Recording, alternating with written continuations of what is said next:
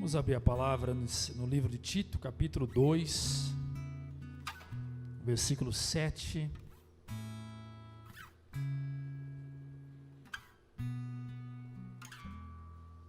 Em reverência à palavra, se vocês colocam de pé.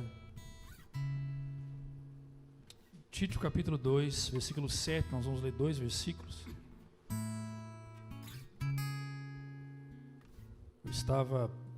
Passei o dia preparando essa mensagem, aí fui pegar o meu tablet, novinho meu tablet, caiu no chão e espatifou tudo, meu Deus. Falei, misericórdia, Senhor, mas amém. Aí nós não deixamos de pregar a palavra por isso, né? Imprimimos, está aqui o rascunho daquilo que Deus colocou no meu coração. Versículo 7 a 8. Em tudo te dá por exemplo de boas obras na doutrina. Mostra a incorrupção, gravidade, sinceridade, linguagem sã e irrepreensível, para que o adversário se envergonhe, não tendo nenhum mal que dizer de nós. Pode se assentar com a sua Bíblia aberta, você que está em casa. Deus abençoe por nos acompanhar. O tema da mensagem de hoje é a vergonha do nosso adversário. Tem relação com essa palavra que nós lemos, obviamente. Mas nós estamos diante de uma carta onde Paulo escreve ao seu filho Tito. Nós já pregamos alguns textos dessa carta nos cultos anteriores, e o que me chama a atenção nessa carta que Paulo escreve ao seu filho Tito é a forma que Paulo instrui e orienta Tito para que Tito faça o mesmo para a igreja em que ele assim pastoreava. Há muitos deveres, há muitas questões morais, há muitas questões particulares nesses textos de Paulo dirigidos aos seus filhos, não só para Tito, mas para Timóteo, entre outros que ele escreve, para Apolo, para os discípulos da igreja de Éfeso, para os discípulos da igreja de Corinto, os filhos de Timóteo. Enfim, há muita particularidade, há muitos detalhes importantes que vão construir um acervo, vão construir um conjunto de elementos de moralidade, de civilidade, vão construir habilidades sociais a partir do viés cristão, a partir de uma visão de uma cosmovisão cristã. Há um cheiro de identidade cristã quando nós lemos as cartas de Paulo. Há uma virtude que brota entre as linhas, que nos chama para um convite, para nós reavermos a nossa conduta no dia a dia. Eu fico cada vez mais apaixonado pelos textos bíblicos, porque a nossa vida precisa, a minha, a sua, se espelhar na vida desses homens que deram suas próprias vidas para que essa palavra chegasse a mim e a você. A Bíblia não é um livro de conto de história. A Bíblia não é um livro para que você leia quando você está com alguma curiosidade. A Bíblia é um livro que norteia, direciona, traz um alinhamento entre você e o céu e também de forma horizontal. Ela ajusta todos os âmbitos de forma vertical e também de forma horizontal. A Bíblia policia os nossos atos, a Bíblia nos ensina como relacionar com Deus e também como relacionar com o outro. A Bíblia é um manual pedagógico de civilidade, como a Bíblia também é um manual pedagógico de espiritualidade. Em suma, a Bíblia é a palavra de Deus e isso é inegável. Você aceitando ou não aceitando, crendo ou não crendo, a Bíblia é a palavra do único Deus, o Deus dos judeus, o Deus invisível. O Deus que se manifesta a partir de um homem que encarna e se revela como o verbo do Deus Altíssimo, ou seja, a palavra do Deus Altíssimo. A Bíblia nos convida a romper com a religiosidade e nos saltar para a vida. A Bíblia nos convida a darmos um pulo para uma vida, para um tipo de vida que o mundo não vai conseguir explicar para você como deve ser. Por isso, vir na igreja é um exercício prático, é um treinamento, é como se você militasse em um exército, você fosse alistado em um exército e você frequentasse esse quartel-general e ali você treinasse todo dia para enfrentar uma guerra. Assim é a igreja. A igreja é um local de treinamento, a igreja é um local de se adquirir habilidades para lidar com dois tipos de mundo, o mundo espiritual e o mundo carnal. O último lugar que a igreja deve ser, e normalmente está sendo, é falar muito mais de nós do que de Cristo. A igreja não é lugar de propagação antropocêntrica, humana. A igreja é lugar de propagação cristocêntrica, ou seja, Cristo é o centro da igreja. O discurso da igreja é apolítico, ou seja, é antes da política. O discurso da igreja vem antes de tudo aquilo que eu e você entendemos como coisas, pois a igreja não lida com coisas, a igreja lida com vidas. Para fazer parte da igreja, você precisa de um único instrumento chamado fé. E a fé genuína, ela aponta para uma coisa só, para um ser chamado Jesus. Então, voltando para o texto, eu encontro palavras que falam com a coletividade, chamada igreja, e com a individualidade, chamado templo. Eu e você, vós sois o templo do Espírito Santo, como diz a palavra. Vós sois o templo do Espírito Santo. Nós estamos diante de uma carta onde Paulo apresenta esses deveres ao seu discípulo. E ele começa o texto trazendo algumas lições importantes. E ele vai dizer no texto que nós lemos que para que o nosso adversário seja envergonhado, é necessário ter um tipo de conduta que ele não espera que você e eu tenhamos. E quem é o adversário? Você pode dizer: o meu adversário é a pessoa que menos gosta de mim. O meu adversário é um parente meu. O meu adversário é um inimigo meu do passado. Não, esse não é o seu adversário. Você está equivocadamente, de forma desnecessária, qualificando alguém como seu adversário. Esse não é o seu adversário.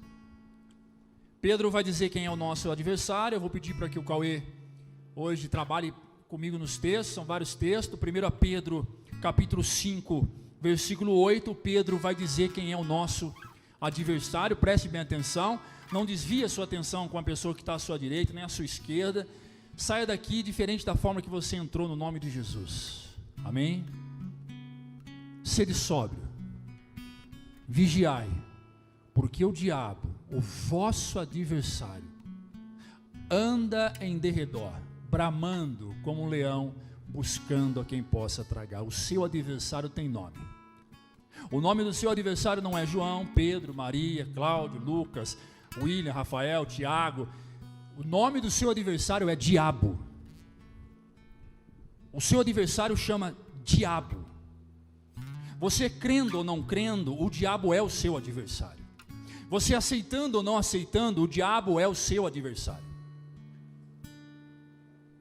Você permitindo ou não permitindo, o diabo continua sendo o seu adversário, mesmo estando perto ou mesmo estando longe. E a Bíblia é clara, Pedro vai dizer, ele anda ao seu derredor. Derredor é um espaço um pouquinho além do redor. Redor é o que te cerca, derredor é o que cerca aquilo que lhe cerca. É redundante, mas é.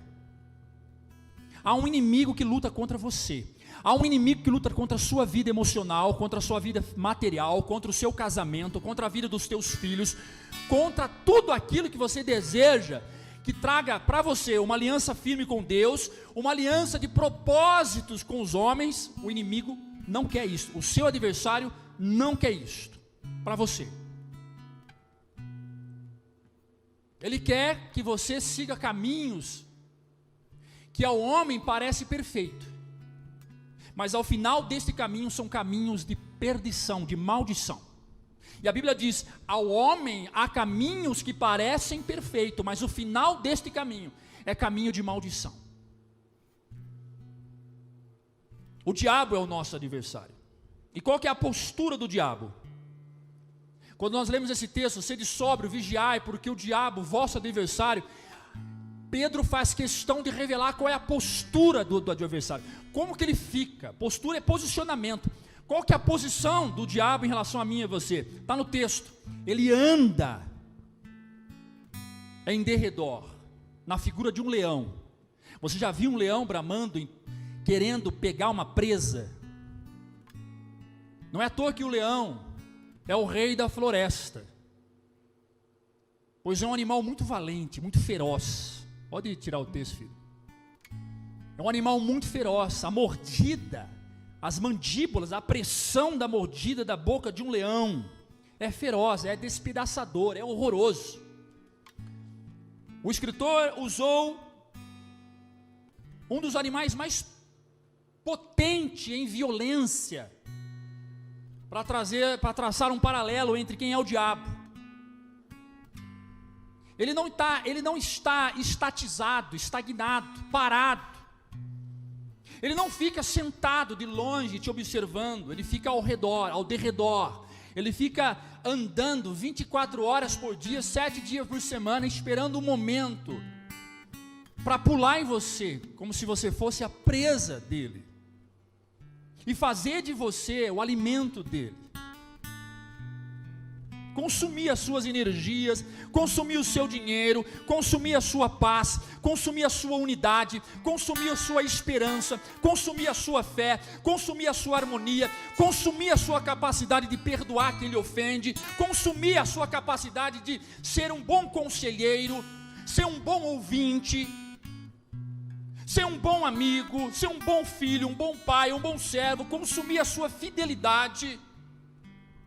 E ele vai consumindo, porque é isto, ele se alimenta daquilo que você tem, ele se alimenta daquilo que você produz, de bom, quando você de fato percebe que há muitas coisas que dão direitos e legalidades para que ele entre na sua vida e tire aquilo de bom que você conquistou. Essa semana que passou, nós vimos nos jornais um furacão que passou na Flórida, nos Estados Unidos. Melhora o retorno para mim aqui, filhão. E nós assustamos, porque temos amigos que moram na Flórida. Nós tínhamos um casal que congregava aqui, que está na Flórida. Temos um outro casal que mora nos Estados Unidos, mas não mora na Flórida. E o furacão passou e varreu a cidade toda, o estado todo. Louvado seja Deus que ele não provocou muito estrago. Mas onde um furacão passa, ele deixa estrago. É assim que o diabo faz. Usando essa analogia, o diabo é um furacão atormentado. Quando ele passa numa família, ele deixa estrago. Quando ele passa na vida de alguém, ele deixa estrago. Não subestimamos a força do furacão, não subestimamos a força do leão, não subestimamos a força do diabo. Essa é a postura do nosso adversário. E uma das virtudes, se é que eu posso dizer isso, se é que eu posso chamar isso de virtude, virtude é aquilo que você tem de melhor. E aquilo que o diabo tem de melhor, entre aspas, é falar mentira. O diabo é mentiroso. Jesus deixa claro isto. João 8, 44, palavras de Jesus Cristo. Evangelho de João, capítulo 8, verso 44. Preste bem atenção. Vós tendes por pai o diabo. Essa palavra é dirigida para aqueles que não quiseram receber a palavra do Cristo. Vós tendes por pai ao diabo, e quereis satisfazer os desejos de vosso pai. Ele foi homicida desde o princípio e não se firmou na verdade, porque não há verdade nele. Quando ele abre a boca, ele profere mentira. Fala do que ele é próprio, porque é mentiroso e o pai da mentira. Dentro desses elementos que proporciona para mim e você se tornarmos melhor socialmente e espiritualmente, uma das qualidades que temos que ter e uma das virtudes que precisamos adquirir é falar a verdade. Como é fácil mentir. Como é fácil contar uma história que não existe. Como é fácil mentir. E as palavras de Jesus deixam claro: quando eu minto, eu faço a vontade do pai da mentira. Cristão não mente. Cristão não conta mentira para justificar uma verdade que você não quer que ninguém saiba. Cristão fala a verdade e paga o preço caro por isso. Cristão não mente. Nós vivemos um tempo em que mentir se tornou tão fácil, mas tão fácil, que as pessoas não fazem esforço para mentir. Não fica com a carinha corada, não fica sem graça, simplesmente mente, e vão mentindo. Mente ao fazer um negócio, mente se promovendo para o outro, mente em casa, mente ocultando, mente contando uma outra história inexistente, mente. Tem pessoas que mentem tanto que já não consegue mais falar a verdade e acredita na própria mentira, que acha que aquela mentira é uma verdade. Pare de mentir. Se você mente, pare imediatamente. E aí tem um problema grave, que é o quê? Além de, eu não minto, pastor, não mente, mas favorece quem mente, avaliza quem mente, apoia o mentiroso, abraça o mentiroso, sustenta o que o mentiroso faz como se ele fosse uma verdade. Essa não deve ser a conduta de um cristão.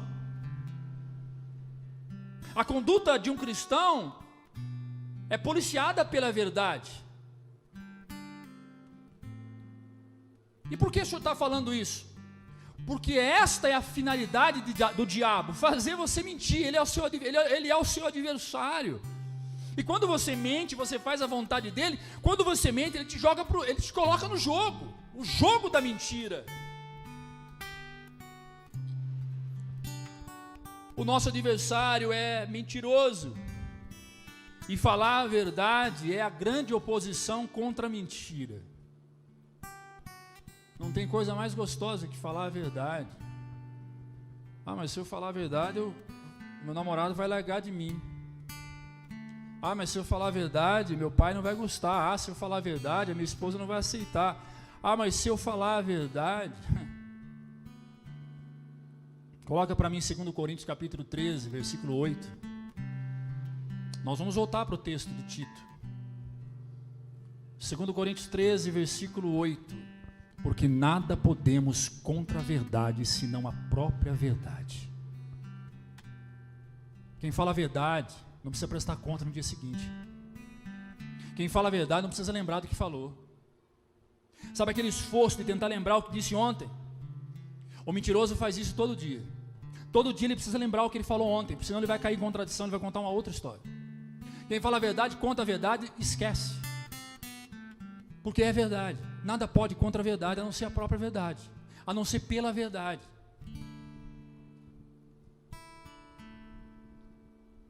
E aí nós voltamos para o texto de Tito.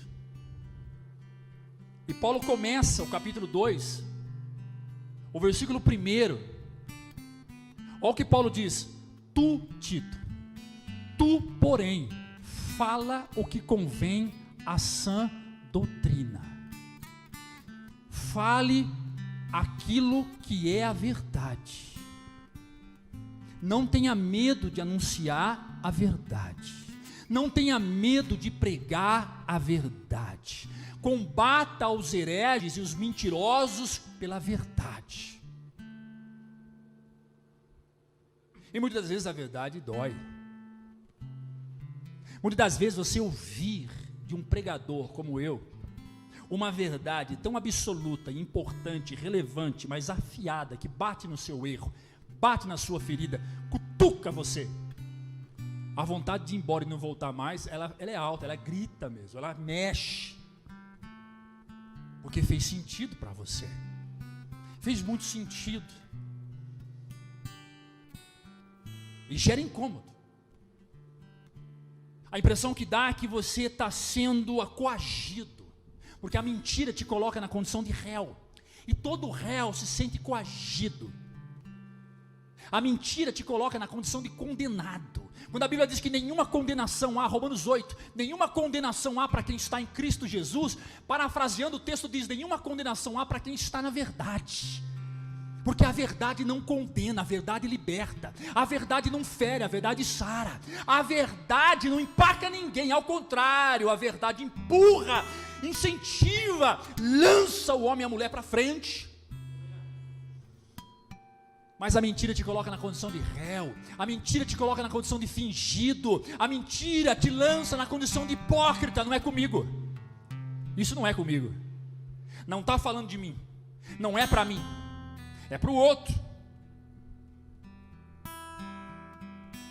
Mas é você com você mesmo, é eu comigo mesmo. Somos nós com as nossas verdades ou nossas mentiras. A melhor maneira de combater a mentira é ensinando a verdade. A verdade é algo absoluto. A verdade é uma realidade que ela é imutável, não muda. É a verdade, pronto. É aquilo ali. Ó, assim, um exemplo.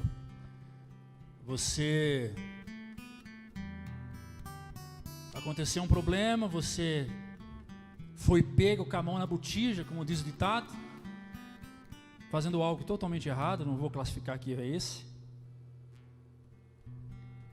Alguém vê, essa é a verdade. Por mais que você tente justificar, por mais que não, mas não foi bem assim, você viu errado, eu não estava. A verdade é uma só, ela é absoluta. Por mais que você use 1 milhão de justificativa, a verdade é uma só, ela é absoluta. A verdade não depende da opinião das pessoas. A verdade é verdade. A opinião das pessoas não pode favorecer uma verdade. O que é verdade, ela não se sustenta em axiologia. Ela não sustenta numa reunião de conselho de classe, em uma assembleia. A verdade é uma verdade, acabou. Essa é a verdade. O problema é que nós usamos justificativa para as mentiras, porque nós não queremos aceitar a verdade. Quer um exemplo? Foi reprovado numa vaga de emprego. Não porque você é ruim como pessoa, não porque você é menos crente, não porque você é de fato um pecador, de alguma coisa que você fez no passado e hoje você está colhendo, você está sendo punido pelo universo. Não. A verdade é uma só. Quem estava recrutando entendeu que você não tem habilidade suficiente para ocupar aquele cargo, só que você não quer admitir isso, porque a sua incompetência, ou a nossa incompetência, ela é estruturada no ego ao ponto de nós acreditarmos que somos competentes para fazer tudo, e na realidade não somos. Na realidade tem coisas que você não vai conseguir fazer, porque lhe falta competência. E aceitar o fato que você está diante de uma situação que lhe falta competência dói, e ser chamado de incompetente dói. Então a forma de você absorver isso é: Deus não quis. Aceita a verdade. A verdade é uma só. Se você quer algo melhor para a sua vida profissional, você tem que estudar, você tem que se preparar, tem que procurar fazer algumas coisas que de fato te tira do lugar onde você está e te joga para outro lugar. Essa é a verdade. Lhe falta competência, lhe falta habilidade. Esse é um só exemplo daquilo que nós muitas vezes usamos como justificativa para as nossas mentiras. A verdade continua a ser verdade, mesmo quando ninguém acredita na verdade. Ninguém está acreditando em mim, é verdade? Então fica tranquilo, ninguém precisa acreditar mesmo. Há uma lei, há uma regra processual. Quem acusa o outro, que prove aquilo que está acusando. Se eu te acusar que você matou alguém, eu tenho que provar. Porque se eu não provar aquilo, eu vou ser enquadrado como falsa acusação de crime. Eu posso ser condenado por isso. Quem acusa, que prove. Tem gente que vive tanta mentira, mas tanta mentira, que ele anda por si só, ele mesmo ou ela mesmo se acusa. As brechas que você abre na sua vida chama mentira. Tudo que Satanás tem para te acusar é as suas mentiras. Tudo que Satanás tem para apontar o dedo para você e dizer assim: fica quieto, você não tem poder contra mim, tu é um mentiroso, tu é uma mentirosa. São as suas mentiras. E escuta, uma verdade não justifica uma mentira. Quem ensina isso é o Espiritismo. Uma coisa boa justifica uma coisa ruim. Eu fiz uma coisa boa hoje, paguei o mal que eu fiz ontem lá atrás. Não funciona assim. Não funciona assim. Vós sereis julgados segundo as suas obras. Para mentira só tem um jeito: arrepender, confessar. Verdadeiros discípulos permanecem na verdade. Olha o que diz Jesus em João 8:31. 2 versículos lindos, clássicos. O problema é que usam esses versículos de forma aleatória, pinçam eles e esquecem do contexto. O contexto é o seguinte: Jesus dizia, pois, aos judeus que creram nele. Uma grande multidão de judeus se converteu. Lembrando que os judeus eram legalistas, seguiam a lei de Moisés. Eles rompem com o legalismo e passam a acreditar numa mensagem que transpõe toda a ideia daquele tempo. Um evangelho, uma boa notícia que ninguém tinha até então, que é o evangelho de Cristo. Jesus está falando com essa massa de gente que se converteu. Jesus está dizendo assim: se vocês permanecerdes na minha palavra, verdadeiramente sereis meus discípulos. Aí ele continua dizendo: conhecereis a verdade vos libertará. Para ser liberto da verdade, não basta apenas conhecê-la, é necessário permanecê-la. Eu vou repetir: para ser liberto pela verdade, não basta apenas conhecê-la, é necessário permanecer nela. Volta o texto, por favor. Se permanecerdes na minha palavra, verdadeiramente serei meus discípulos.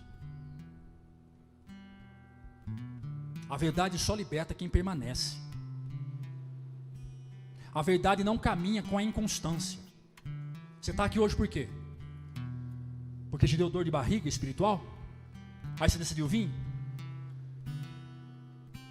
Por que você veio hoje aqui? Por que você está sentado aqui? Porque você enjoou das baladinhas, do movimento, do mundo, das coisas que você faz do mundo? Aí hoje você veio. Aprenda uma coisa: a mão que levanta adorando ao Senhor não pode ser a mão que levanta adorando o inferno. A verdade não negocia com a mentira. A verdade não negocia com mentira.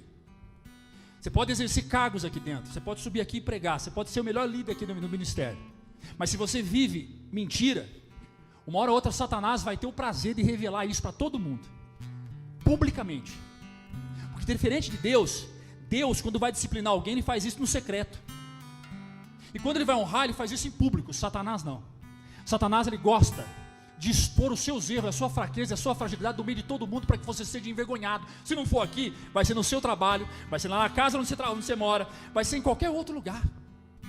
Você está aqui por quê? Se não for aqui, vai ser em qual igreja? O Senhor só quer que você viva a verdade. O Senhor só quer que você ande e caminhe sobre a verdade. Mesmo que isto custe o seu emprego, mesmo que isto custe a sua família, Ele quer que você viva a verdade. Por amor de mim, pai se levantará contra filho, filho contra pai. Por amor de mim, Jesus fala isso: eu vim para criar divisão, como uma espada, por causa da verdade. Quem vive a verdade não negocia. Quem vive a verdade não quebra princípios. Quem vive a verdade não fleta com o mundo. Fletar com o mundo é viver mentira. Você pode até apoiar e achar que é certo tudo que você está vivendo, mas a Bíblia só diz uma coisa: a Bíblia diz verdade. É verdade. Que mérito tem um pastor que cuida de um rebanho de 300 pessoas, 500 pessoas, 1000 pessoas, 2000 pessoas, mas ele não ensina a verdade, ensina apenas palavras que massageiam egos para que essas pessoas continuem dentro do templo. A verdade liberta quando você vive ela todo dia. A verdade liberta quando você encara a mentira e diz: a partir de hoje acabou a mentira, não vou mentir mais. E aí vem prosperidade santa, vem saúde mental santa, vem saúde física santa, vem comunhão e unidade santa. Eu não me assusto com um grupo de pessoas, de amigos mais chegados que irmão. Isso não me assusta. O que assusto é quando eu vejo amigos mais chegados que irmãos, no meio disso mentiras que vão nutrindo esses amigos mais chegados que irmãos, porque um não tem coragem de falar com o outro a verdade, de olhar na cara e dizer a verdade, porque a essa hora você vai descobrir se é amigos mais chegados que irmão mesmo.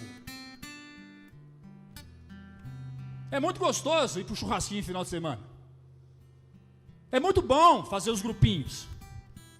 Agora, duro é um no meio levantar e dizer: não estou concordando com as mentiras que estão sendo colocadas aqui, com isso que está sendo falado, com a forma que você está fazendo. Eu não estou concordando porque a Bíblia diz que isso é errado.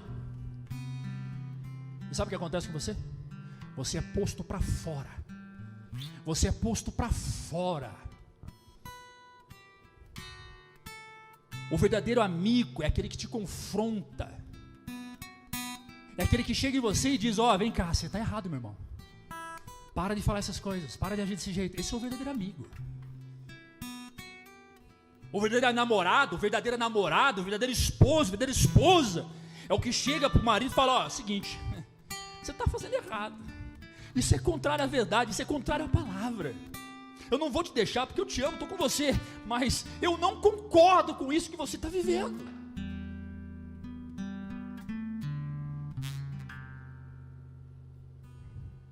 Verdadeiros discípulos permanecem na verdade. Está com medo de dizer a verdade? Por quê? Vai perder amigo, é? Vai perder o seu ciclo de confiança, é isso? A gente se conhece há tanto tempo. É?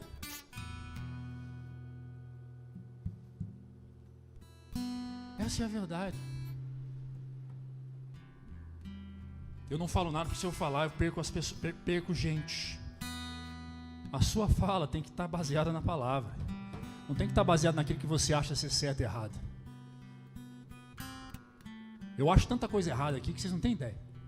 Eu vou olhando, vou vendo tanta coisa errada. Nossa, pai, mano. Da mesma forma que você olha para mim, você acha um monte de coisa errada. Só que para você não importa o que eu acho. Para você importa o que eu prego. É isso aqui que tem que importar para você. É isso aqui. O dia que eu parar de pregar isso aqui, você junta as suas trouxinhas e procura um pastor que pregue. O que sustenta uma igreja é a verdade. E essa verdade chama palavra de Deus. Você pode aplaudir o Senhor? Está difícil?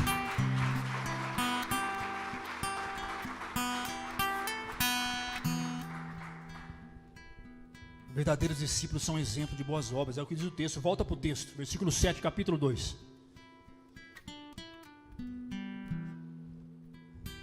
Em tudo te dá por exemplo de boas obras. Você é exemplo do quê? É exemplo do quê? Você tem sido exemplo de quê? Você é conhecido por quê? Como o melhor funcionário da CBMM? Como o melhor funcionário da Vale? É isso que você é conhecido? Saiba que isso não tem nada a ver com as escrituras, isso pouco importa, Deus está pouco preocupado com isso. Ganhei o prêmio de melhor aluno da faculdade, e daí? pergunta que Jesus está fazendo é: você é conhecido por quê? Por causa do quê? E Jesus vai deixar claro isso em Mateus 6, Mateus 7, 16. Paulo está dizendo para Tito: seja exemplo de boas obras. Mas Jesus vai dizer: por seus frutos o conhecerei. Porventura colhe-se uva de espinheiro? Ou figos de abrolhos? Segue o texto. Assim toda árvore boa produz bons frutos, mas toda árvore má produz frutos maus. Segue o texto. Não pode a árvore boa dar maus frutos, e nem a árvore má dar maus frutos. Como é que pode esse negócio? De servir o mundo e servir a Deus, de produzir mais para o mundo e achar que pode produzir para Deus na mesma potência. Como é que pode um negócio desse? Eu não consigo entender. Que tipo de cristãos estão se formando nos dias de hoje? Estamos preocupados se o Lula vai ganhar. Não, se o Lula ganhar, esse não é o problema do Brasil. O problema do Brasil é a formação dos crentes nos dias de hoje. Observe, o Brasil há 15 anos atrás, há 20 anos atrás, tinha 18 milhões de evangélicos. Corrupção lá em cima. Lá em cima. O Brasil subiu para 60 milhões de evangélicos. Corrupção mais lá em cima ainda. Ora, se ser evangélico é sinônimo de santidade, justiça, prosperidade, bondade, amor ao próximo, aumentou o número de evangélicos, tem que diminuir criminalidade, corrupção, mentira. Ao contrário, só aumentou. Significa que a igreja evangélica brasileira está se tornando um grupo de gente conhecido como católicos apostólicos romanos pós-modernos. Os católicos só estão pulando de tempo, estão saindo do movimento católico e pulando para a igreja evangélica. Por que, pastor, você está pegando tão pesado? Porque eu sou pastor, porque o cajado está na minha mão. E se eu não fizer isso, não espere que esse amiguinho que está do teu lado vai fazer. Eu fui chamado para isso mesmo. É por isso que as pessoas não ficam aqui. Glória a Deus. Porque só fica quem de fato entende que é servo dos Deus Altíssimo, e Deus disciplina aqueles quem Ele ama. Certa feita uma pessoa me disse lá no monte, não está mais aqui com a gente: o senhor tem que parar de pregar desse jeito, porque está saindo mais um, e o dízimo dela é alto. Eu lembro certinho as palavras, foi com essas palavras: o senhor está perdendo mais um dizimista. Eu disse assim: e quem disse para você que eu abri igreja preocupado com dízimo? Eu abri uma igreja, eu estou à frente de uma igreja como líder, preocupado em levar as pessoas comigo para o céu.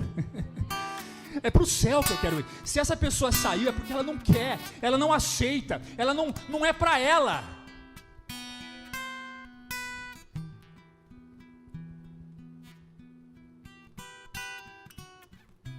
Quais são os seus frutos? O que você tem feito? Escuta, não é as suas ações sociais, as minhas obras de caridade. Entregar a cesta básica para os outros não manda ninguém para o céu. Fazer lá o que o Lucas faz, que é maravilhoso, um trabalho lindo, inclusive convido a igreja para conhecer esse trabalho. Eu vou pegar um dia aqui no culto de missões, eu gostaria que vocês trouxessem foto. Aquele trabalho que ele faz, trabalhando com centenas de crianças, não vai mandar ele para o céu, porque as obras não mandam ninguém para o céu. Quais são os seus frutos? Esses frutos é o fruto que Paulo fala em Gálatas, fruto do Espírito,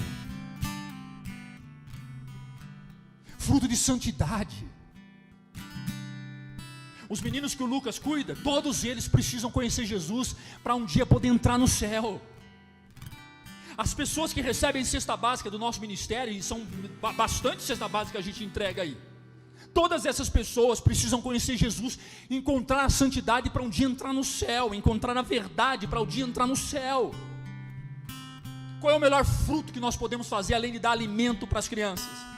Falar de Jesus para elas, dar alimento para um homem, para uma mulher, falar de Jesus para ela, orar por elas, ensinar elas a perdoar quem o ofendeu, explicar no mínimo o que é a oração do Pai Nosso. Tem gente que reza o Pai Nosso e não sabe o que está rezando. Explicar para ele: venha a nós o teu reino, e seja feita a tua vontade. Esse é o nosso papel, esse é o nosso fruto. Levar o amor de Deus para quem está caído, estender as mãos para quem está doente, acolher quem está perdido. Quais são os seus frutos? Ah, Jesus, verdadeiros discípulos não são hereges. Olha o que diz o texto, versículo 7 de novo, coloca lá, Tito 2, 7. Em tudo dê exemplo de boas obras. Agora, ó, na doutrina mostra incorrupção, gravidade e sinceridade. Sabe o que é doutrina? Obrigado, Ju. O que é doutrina mesmo, Gustavo? Ensinamento. Você achou que doutrina é cabelão até aqui, saião até na ponta do pé? Com todo respeito, tem muita mulher que usa saia até aqui, cabelo até aqui, saia até na ponta do pé, mas a língua é gigantesca, quase se enforca na própria língua. Com todo respeito, tem pastores por aí que usam terno alinhado, você não vê um desvio de amassadinho, alinhado, paletozão, sapato. Se você olha para o sapato, até reflete a luz na sua cara, você fica até cego. Você chega na igreja, te recebe com uma polpa, com um nível de santidade que, falar a verdade, se você tiver uma lasquinha de pecado, você acha que vai cair endemoniado só por causa do paletó do sujeito, de tanta pompa. Aí você olha para a mulher dele, ela quer ficar no mínimo um pouquinho melhor que ele, tanta pompa. Mas dentro daquele casal, naquele coração, lá dentro, tem uma lata de lixo ali, tem tanta coisa ali. Tem filhos que padecem dentro de casa por causa da pressão da religiosidade. Tem sogra que não fala com o pastor porque ele é insuportável, não fala com o genro porque ele é... Enfim, isso não é doutrina, nunca foi. Quando Paulo fala para Timóteo, presta atenção, Timóteo, em tudo dê exemplo de boas obras, na doutrina mostra incorrupção, gravidade e sinceridade. Ele está dizendo: pregue a verdade, Paulo, com sinceridade. Pregue a verdade, pregue a doutrina, pregue com sinceridade, Paulo. Não tenha medo, Paulo. Pregue, Paulo, pregue, Paulo, pregue, Paulo.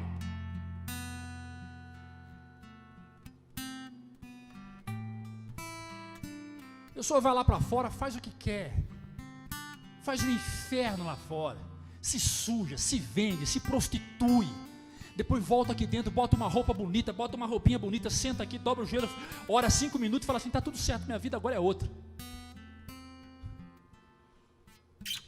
Quando você faz isso, você traz contigo uma legião de demônios tão grande. Escuta, você precisa ser liberto.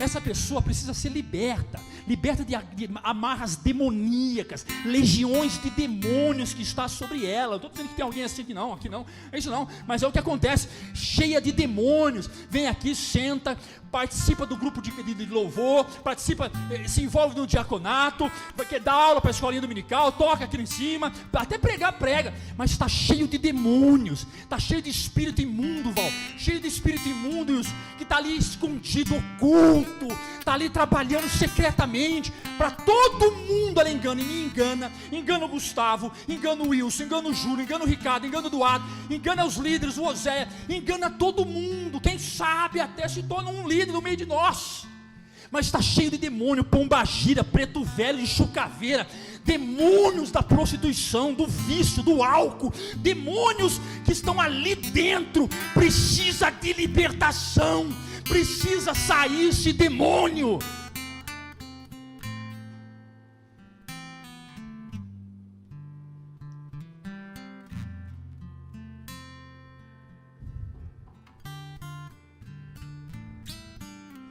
Só quem é liberto verdadeiramente sabe que não se deve viver um evangelho de qualquer jeito.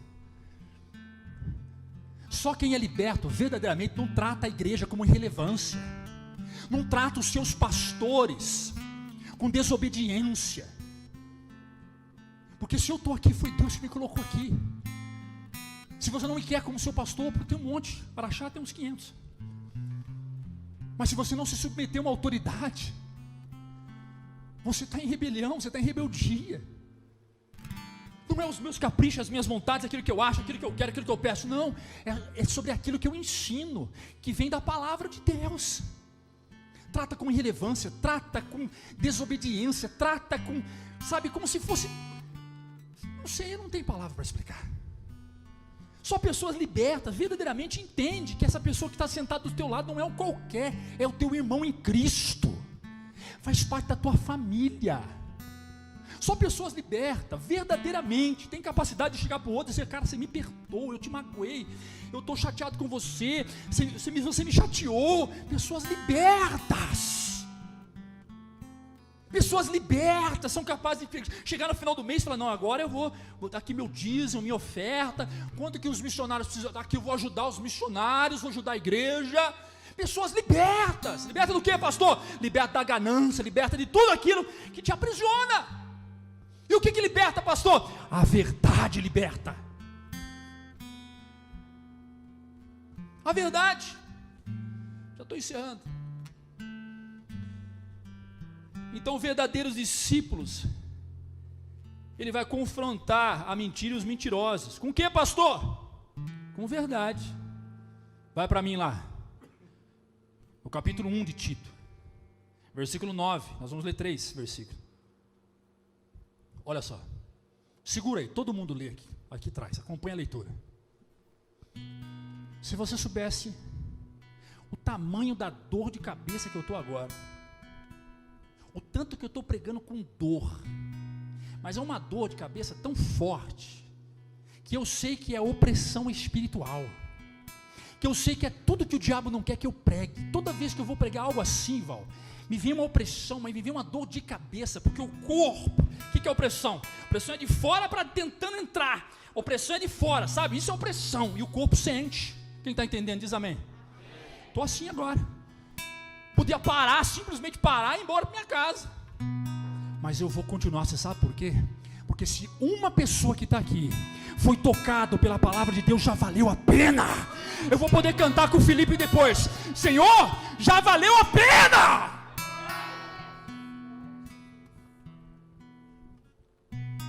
Retendo firme a fiel palavra, que é conforme a doutrina, foi o que nós falamos agora, para que seja poderoso, tanto para admoestar, confrontar com a palavra, como para convencer aqueles que contradizem, porque tem aquele que contradiz. Não é bem assim não é o que a Bíblia diz não, o pastor é radical, é religioso, não é que diz isso não. Eu vi lá o David Leonardo falando que não tem nada a ver.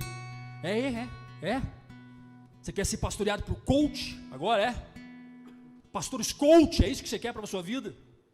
Eu vi lá o pastor da igreja lá, não sei o que lá, que disse agora que não tem nada a ver. Meu filho, eu não tenho compromisso com homem nenhum, eu tenho compromisso com as escrituras. Está ali: retendo firme a fiel palavra, que é conforme a doutrina, para que seja poderoso tanto para admoestar com a sã doutrina, como para convencer os contradizentes. Continua: porque há muitos desordenados, faladores, vãos, enganadores, principalmente os de dentro da igreja. Parafraseando, Jesus está dizendo, Paulo está dizendo, principalmente estes que estão aí.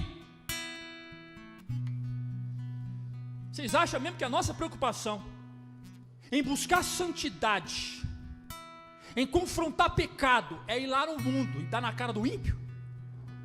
Não, é dizer para nós mesmos: esbofeteia, Senhor, a minha cara, bata, Senhor, na minha cara, em mim, eu não posso aceitar do jeito que está, eu não posso. Continua, filho, não sai daí não, isso. aos quais convém tapar a boca. Há texto que diz calar a boca. Homens que transformam casas inteiras, ensinando o que não convém por torpe ganância. Você sabe o que é ensinar o que não convém por torpe ganância? Você sabe o que é isso? Eu vou explicar. Se eu fosse defender os meus interesses pessoais, eu ensinaria tudo aquilo que me convém fora das Escrituras. Porque quem é em sã consciência quer vir num culto de domingo e ouvir um caminhão de instruções como essa, que bate forte mesmo? Só discípulo verdadeiramente suporta uma correção. Só filho que suporta uma correção. Só filho. Olha o que diz o texto: as quais convém tapar a boca. A verdade cala mesmo. A verdade faz o sujeito, ou eu mudo de direção, ou eu vou tropeçar e vou cair.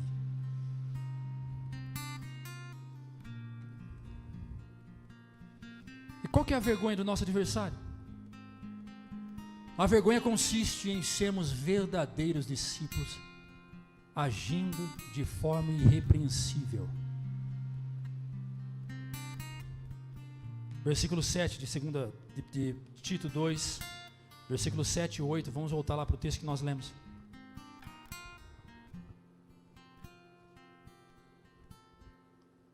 Em tudo se dá, por exemplo, e boas obras na doutrina, mostra incorrupto, mostra gravidade de sinceridade, continua, linguagem sã e irrepreensível. Presta atenção, a Bíblia diz que na boca do crente não pode sair palavras que não edificam.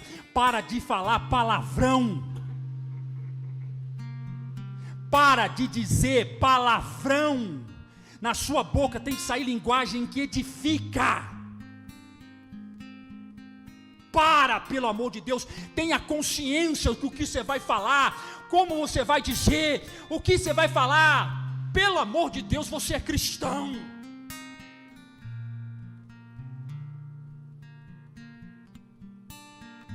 É absurdo isso. Você ouvir crente falar palavrão. Linguagem sã. E não é eu que estou dizendo. Você quer ficar bravo? Briga com a Bíblia. Fica bravo, xinga todo mundo, xinga o gato, xinga o cachorro, xinga o papagaio, xinga a mulher, xinga todo mundo, xinga o céu, xinga o planeta Marte. Para. Eu estava brincando, eu tenho por hábito, tinha, né? Estou me esforçando para não ter mais. Quando alguém faz alguma coisa errada, eu falo, ei, mas é um cavalão mesmo, né? Não é? É um cavalo mesmo, mas aí é um cavalão. Aí, eu falei, aí do nada minha filha virou para minha outra e falou assim, ei, cavala.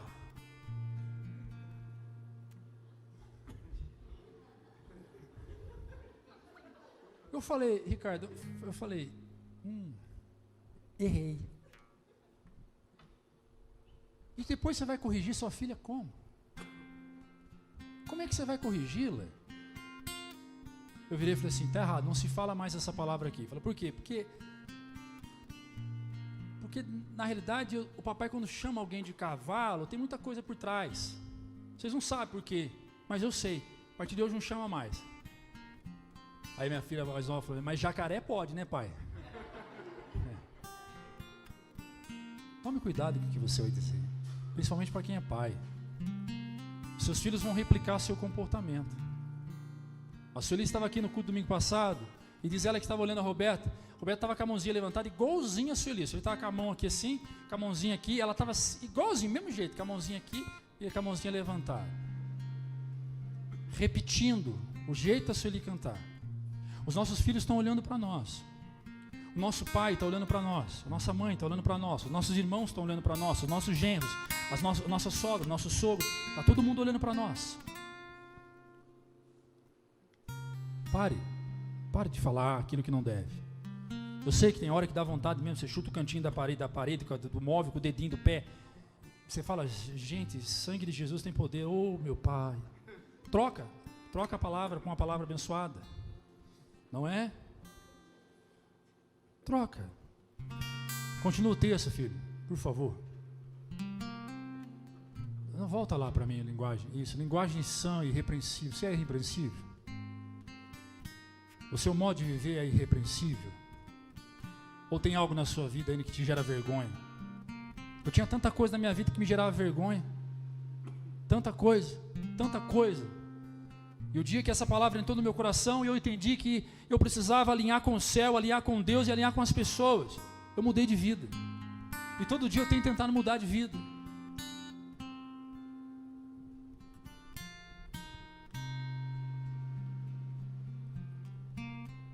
Para que o adversário se envergonhe. Ah, tá. Ah, entendi. Quer dizer então que as minhas condutas de santidade, o que é a palavra santo? A palavra santo é aquele que se aparta do pecado.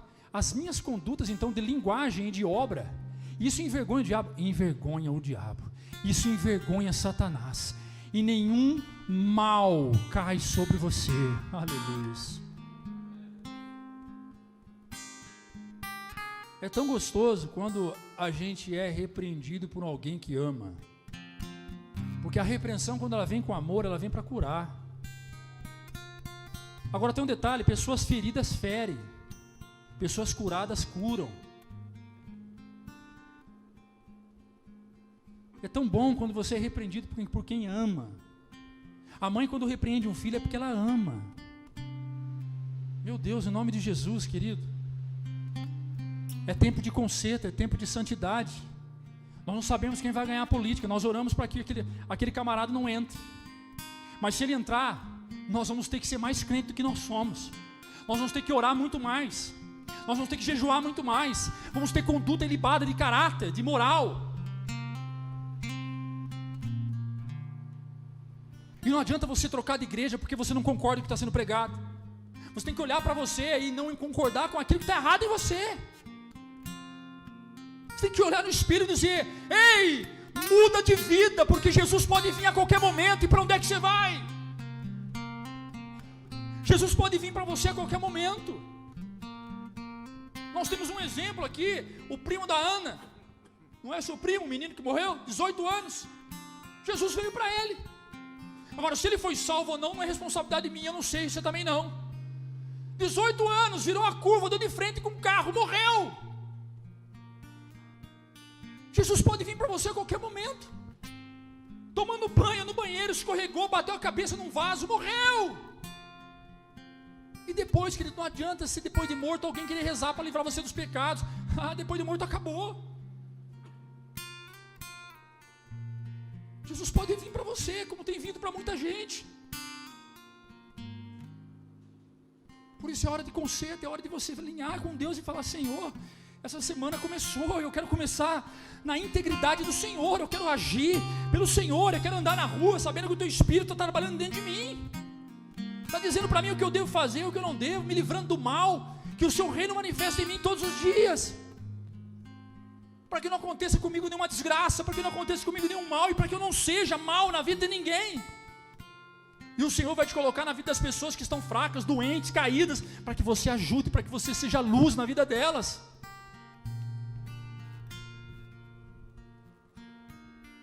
E o adversário se envergonha, não tendo nenhum mal que dizer de você. O diabo só conta algo sobre você por dois motivos. Primeiro, porque ele inventou, ele é o pai da mentira. Segundo, porque de fato o que você está fazendo dá direito a ele falar de você.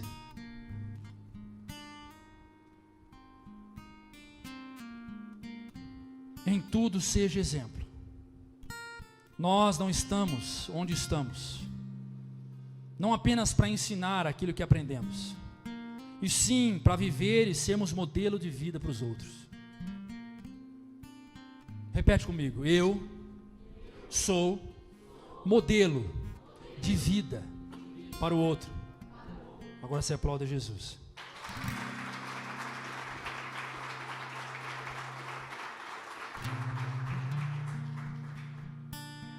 Nós devemos imprimir na vida das pessoas as marcas de uma vida santa, justa e piedosa.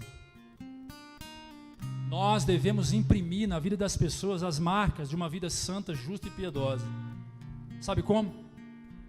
Agindo e falando. Não vem com essa conversa que você fala bem e as pessoas gostam de você porque você fala bem. As suas palavras têm que ser coerentes com as suas atitudes.